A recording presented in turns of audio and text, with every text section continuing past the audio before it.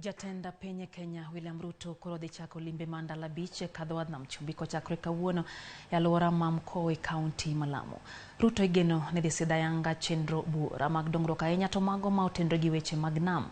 Jatend pinyno igeno ni biro limo kaunti ma Kwale, Tana River, Kilifi gi Mombasa kaka okang' luwo moko kuom singo mane ochiwo ne jodak makono kinde kisera mare mar ombulu. Ewi mano jodak makono nitiere kod paro mopogore opogore gi geno ewi ber mar limbe Ruto e gwengego.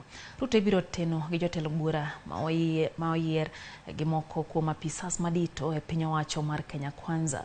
Kaluwore kod jawach e kor kaka jatend piny Kenya Hussein Mohamed, limbe mar ndala beach no bende biro nono matut weche mag lupo kadhowadh nam chumbi.